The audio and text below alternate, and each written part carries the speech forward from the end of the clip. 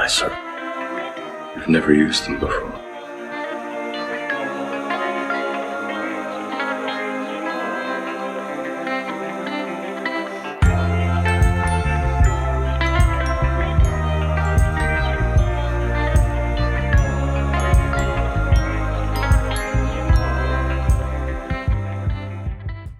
Cosmist immortalism had its own visual Bible. There is no better specimen than Kubrick's Space Odyssey. I have a hunch that Kubrick presents his Odyssey to the world as a work of anarchy, a nose-thumbing to the church, the establishment, the military-industrial complex, and all the sleeping masses under their spell. I'm sure his patience often wore thin with the worldview that he had, and having to work with the very people he despised, being that he had an IQ of 200, and everyone around him probably seemed as dull as the chimpanzees in the opening scene of his film. Many of the concepts that Clarke wrote about in his science fiction books that he was attributed credit, like geostationary communication satellites, orbiting space stations, the space elevator, rockets to the moon, and even an early concept of the space shuttle, were not original thoughts that came from Clarke's brain. He was just the pamphleteer who put it all in story form. Constantine already theorized and published works on all this stuff, including rocket propulsion, space exploration, and orbiting human habitats, decades before Clarke began clacking away at his Remington Deluxe.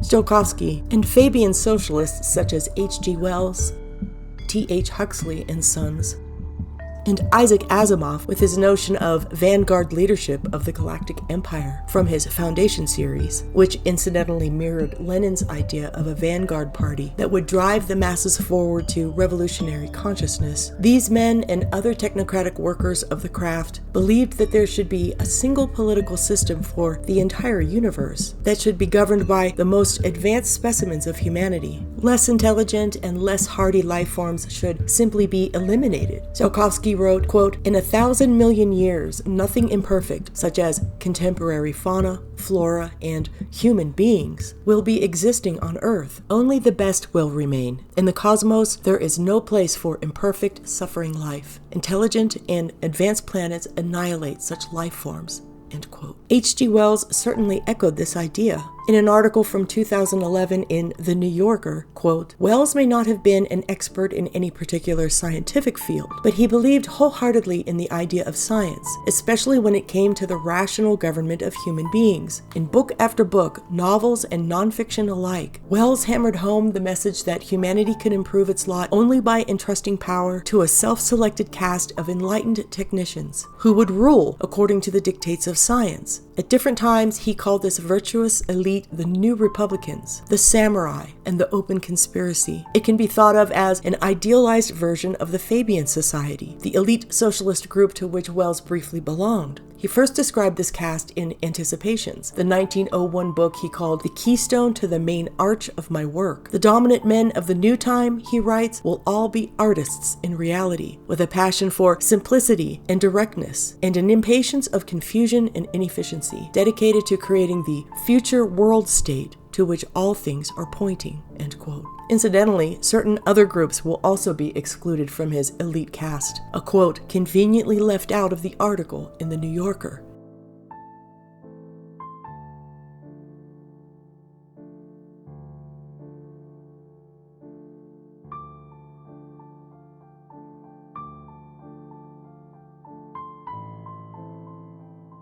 Quote, Wells was also, like many progressives of his time, a believer in eugenics, and he could write with disconcerting eagerness about which categories of human beings would be put to death in his utopian state. The New Republic, he wrote in Anticipations, would have no use for a multitude of contemptible and silly creatures, fear-driven and helpless and useless, unhappy or hatefully happy in the midst of squalid dishonor, feeble, ugly, inefficient, born of unrestrained lusts, and increasing and multiplying through sheer incontinence and stupidity. In the shining future, Wells wrote, the elite would feel good about killing off such people because they will have an ideal that will make killing worth the while, end quote. Wells was a member of the League of Nations and also helped to draft a manifesto that became the basis for the United Nations Universal Declaration of Human Rights. Goal-directed evolution figures prominently in many science fiction novels about the transmutation to Homo superior, including Olaf Stapleton's Star Maker in 1937 and Arthur C. Clarke's Childhood's End in 1953. In Childhood's End, Clarke depicts an invasion of cloven-hoofed demon overlords who assume control of the Earth while communicating solely with their chosen ambassador, the Secretary General of the United Nations. They study humans like lab rats for quote-unquote psychical research, in search of humans with psychic ability, while simultaneously cultivating a hive mind of an entire generation of innocent Earth children. They provide a galactic Ouija board to consult the Overmind like an oracle. The Overmind is a vast cosmic collective superintelligence of disembodied, highly evolved humans that reside somewhere out among the cosmos.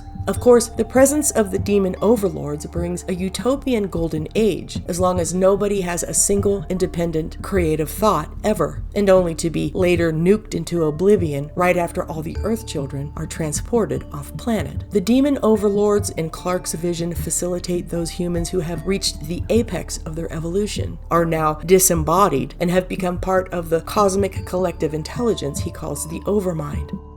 Everything that has happened on Earth was planned long ago. It's natural. It's the cosmos. It's the overmind.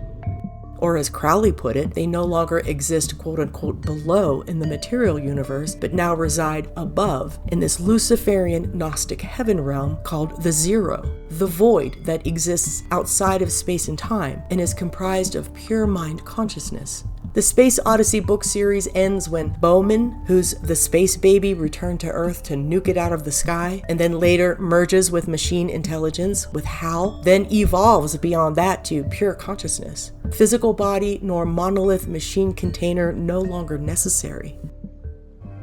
All Dave Bowman really was is still a part of me. Clarke's mysterious alien intelligence is highly evolved man, who became the monolith. Clarke also talked about how man will one day become the spaceships themselves, which is why perhaps Kubrick might have made the various craft in his film with faces. The monolith full of men expands itself throughout the cosmos, providing teaching tools to either help propel civilizations forward or nuke the non-compliant into oblivion. Clarke loves the nuked Earth ending a lot. And in case you still had doubts this was a satanic Gnostic cosmology, my God, it's full of stars. The Book of the Law is claimed by Aleister Crowley to be a channeled work by a demonically inspired superhuman intelligence that he calls Aiwaz, the entity around which he fashioned his satanic Gnostic cult Thelema. Aiwaz makes predictions of wars and revolutions that will lead to the collapse of Christian civilization. No surprise there. Aiwaz has been described as an external being, a high ascended master, as Blavatsky put it, or a secret chief, as the Maguses of the Golden Dawn put it. He has been attributed to Crowley's holy guardian angel that exists in the Gnostic void, the Zero. Ultimately, Crowley referred to Aiwaz as his dark inner self. The first 3 chapters of the Book of the Law are spoken by the members of Crowley's unholy trinity.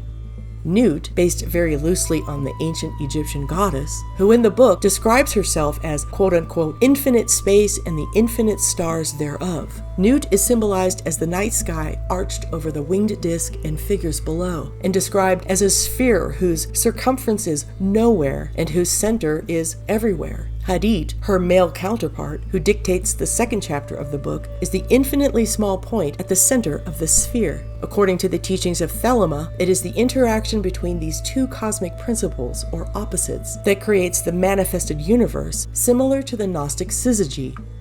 The book teaches the apprentice magician that the great work is to discover and do the will of one's own true self. Crowley explains, quote, "Every man and every woman is a star moving in their own orbit, by their own unique nature, not to be diverted into a common mold of uniformity. Do what thou wilt shall be the whole of the law. Thou hast no right but to do thy will, and there is no law beyond do what thou wilt. Each star, everything, follows its own nature, its own will." End quote. Crowley writes, quote, "Do what thou wilt is to bid stars to shine, vines to bear grapes, water to seek its level." End quote. In other words, to be a star in Crowley's demented system of degradation means that through your own will, you have completed the evolutionary and alchemical process of becoming your own god. My God, it's full of stars. Helena Blavatsky's The Voice of the Silence speaks of the 7 portals. In Blavatsky's Theosophy, which was a parallel Antichrist cosmology to Crowley's Thelema, she explains the 2 paths one must take to achieve enlightened status. The first path is liberation. The second is renunciation. Remember, Blavatsky's main mission was to craft a satanic-inspired humanistic meta-religion that replaced and then destroyed Christianity. Once the eager Theosophical disciple understands the 2 paths, he will pass through 7 stages of transmutation called quote-unquote portals. These 7 portals each have a gatekeeper. These gatekeepers are the 7 primordial beings, the Ahi or Logoi, that emanated from the first Logos in Blavatsky's version of this Luciferian Gnostic cosmology. Each one of these rays or gatekeepers can be identified with one of the 7 prismatic colors. Once one has reached the end of the path, the mind is clear. One is disentangled from delusive thoughts. Quote, "Sweet are the fruits of rest and liberation for the sake of self. Sweeter the fruits of long and bitter duty. Aye, renunciation for the sake of others, of suffering fellow men." End quote. In other words, once you've done the quote-unquote great work of completely stripping yourself of every last shred of Christian identity through renunciation and liberation, just as the serpent claimed in the garden, you've reached godhood, your own divinity. You've crossed the rainbow bridge, or what Crowley referred to as the abyss, reached the apex of your enlightenment, and now shine like a brilliant star. You are the Bodhisattva, and through your example become a savior of the world. Saving the world from what exactly? Well, we know what. The Stargate is divided into 2 sections. In the first portion, as Bowman crosses the Rainbow Bridge, you will notice that he endures several painful and terrifying stages, each marked by an almost instant shot of Bowman's face. When he completes the 6th stage and enters the 7th, he levels up to an all-seeing eye. This is expressed in the ecstasy of the starburst. The Rainbow Bridge has taken him back through time and space to the beginning, the moment of conception of the material universe. Remember, for these people, the cosmos is a conscious living entity that was quote-unquote born into existence. The Rainbow Bridge has taken him to the very first cosmic thought, penetrating like a seed the embryonic primordial cosmos, of which the completion of this stage is marked by the all-seeing eye that persists, taking him to the next stage of his cosmic evolution. The midway point, Grand Central. It's here that he encounters the gatekeepers, the 7 primordial rays, presented as platonic forms, octahedrons, double pyramids. The gatekeepers direct him forward. He continues on the path, acknowledged by the eye, to the next phase. The Rainbow Bridge has been crossed, and it looks as if he's landed inverted on a planet, sky above like a mirror, reflecting what's below, colors reversed in negative values.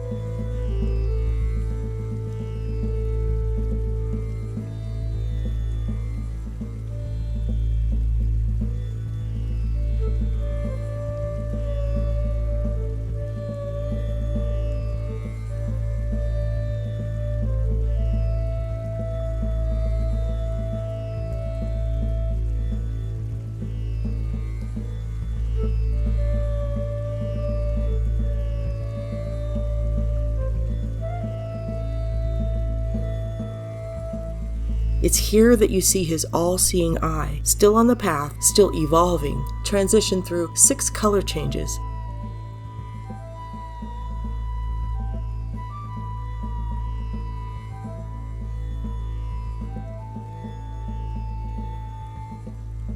Before graduating to his clear human eye on the 7th, signifying his advent to the final stage of his transmutation. The trauma of the journey across the Rainbow Bridge, the seemingly eternal abyss, is evident here. It's not an easy ride. Of course, stripping yourself of God and everything you know to be true would certainly be a painful and traumatic process. And they tell you this. They already know, and they think it's good. Quote, "Sweet are the fruits of rest and liberation for the sake of self. Sweet are the fruits of long and bitter duty. Aye, renunciation for the sake of others, of suffering fellow men." End quote. In the book Secret Societies, the author explains, quote, "By the time the movie 2001: A Space Odyssey, which was made in 1968, reached classic status in the eponymous year 2001, the resulting quote-unquote evolutionary being was revealed to not be a child of Homer, whose sails are powered by a solar wind, but rather a homunculus out of the shadows, from which emerges Set Shaitan Cynocephalus, guardian deity of alchemical miscegenation, an entity beyond the spiral of nature, the maker of an alien wasteland more barren and sterile than any envisioned by T.S. Eliot or Samuel Beckett.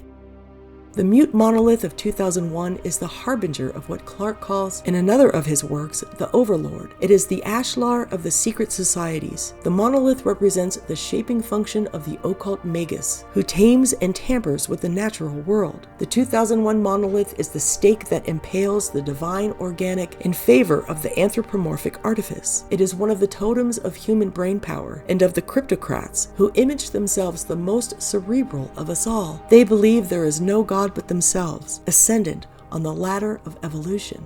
End quote. He continues, "The working in its entirety represents the process of human alchemy, dedicated to the transformation of base matter, humanity, into the gold that is the man-beast within the psychodrama that is the revelation of the method-making manifest of all that is hidden, which was initiated just a few years after John Dee's death in the pages of the 1615 Rosicrucian Manifesto, Confessio Fraternitatis, or Confession of the Laudable Fraternity of the Most Honorable Order of the Rosy Cross." End quote. In his book 2010 Odyssey 2, Clarke depicts a massive fleet of self-replicating monoliths that alchemically transform the planet Jupiter into a new sun, which he calls Lucifer. This newly created light-bearer illumines the Earth's sky, and with it, quote, "a generation would soon be born that had never known a world without Lucifer," end quote. The final portion of the message, comprised of 11 words, heralds to Earth, quote, "all these worlds are yours, except Europa. Attempt no landing there," end quote. A new Genesis story begins on Europa, a planet with Lucifer as its life-giving sun.